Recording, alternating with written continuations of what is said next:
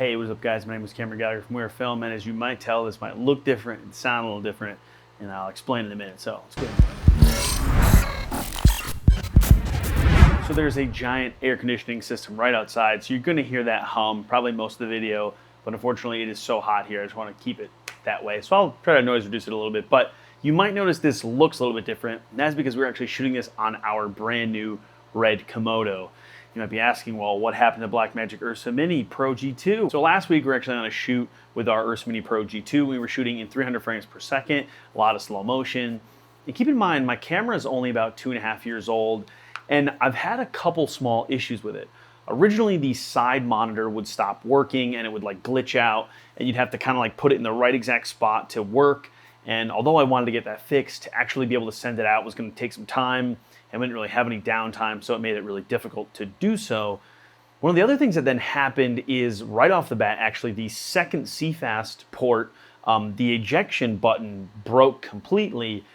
So like those were two little things that weren't that big of a deal, but I was a little bit nervous, you know, like sending it out to get it fixed, because I thought, well, okay, it's worth more in my hands than it is worth more going out and getting fixed. So again, we were on the shoot, we're shooting 300 frames per second, and it was really hot out, and suddenly the screen like went pink and had these like pink stripes on it. But the problem was that it wasn't just on the camera's monitor, it was also on the monitor, the Blackmagic 12G Assist. So at first I thought, well, okay, like maybe there's something wrong with the SDI cable, the SDI port. I'm like, maybe there's something going on with, you know, just there's a million different things that could be going wrong. So I unplugged everything. I got in my car, turned the AC on, and sat in the AC while the shoot was still going on. And thankfully, Zach stepped in and finished the rest of the shoot. That was really an issue because we should have been shooting 300 frames per second, and it kind of slowed everything down. So we ended up recording a clip once it had cooled down because it was doing the same thing, just these pink like banding lines that would like shift a little bit, but mainly stay on there. So we recorded a clip and thought, okay, we'll check it out later, and hopefully it's not like on the sensor. Well, of course, we get back, we look at it, and it's actually on the sensor. So basically, our URSA Mini Pro G2, the sensor is dead. And that's a big issue because that means that we cannot use that camera, right? Like, obviously we own a video production company, we do video full time. So that was a real problem. And it really kind of brought up a whole new bunch of issues of what are we gonna do for a camera? You know, do we buy another URSA Mini Pro G2? Do we buy a 12K URSA Mini? And to be honest, the reason why we ended up with the red was because I'm a little bit reluctant now to go back and buy another Blackmagic camera. And that's why I wanted to put this video out there, because after this whole thing happening, I contacted Blackmagic Design and I said, hey, listen, like how much is it gonna cost to get this thing sent in and fixed? And they said if it's a sensor, with the sensor and the monitor fixing, not even including the CFast ejector, it's gonna be upwards of $3,000. So $3,000 for a camera that we've already had for 2.5 years old that's now had a couple issues is a lot scarier than going to a new camera system and sort of seeing how that works, and especially one as reliable in the past as Red. Now, I know there's been some reliability issues with Red in the past too, but as a whole, they've really come a long way, I think, recently. And in particular, the Komodo, because it's such a different system than the old Reds, I'm pretty sold on using. So we now have this slightly dead URSA Mini Pro G2, and we're thinking about potentially getting it fixed and having either as a backup cam or potentially selling it. So actually, if any of you guys are interested in buying this thing, if you want to get it fixed yourself, or if you'd be interested in buying the fixed version, let us know, because we got to let it go at kind of a decent rate. So, I mean, I'd rather somebody use it and salvage it than it just kind of sit here. So, but anyway, we ended up upgrading quite a bit of things, including the camera, the lenses. So this actually might look a little different too, because we are now on the Mikey Cinema lenses that we purchased. So we ended up getting the red Komodo, you know, the full kit for the Komodo, which we'll do a video on. A set of the Mikey Cinema lenses, which we have the 16, 50, 85, 105. We have the 35 coming in, and we might get the 24.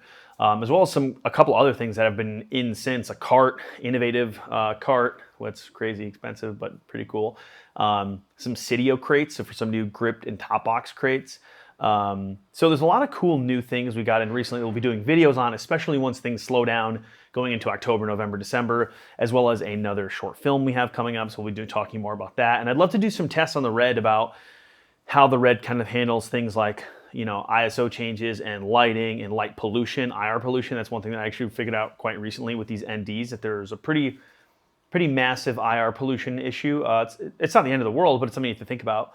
And yeah, a lot of other stuff, the Red Control app. So there's a lot in the world of Red and the Red Komodo rig I'd love to dive into. And with that, there's also a lot of, you know, the Mikey Cinema lenses and sort of talking about what maybe happens post URSA Mini Pro G2. So I gotta say, I'm sad to see this camera go because I really did like this camera. I mean, it was really, really nice having all the buttons and having everything right on the body.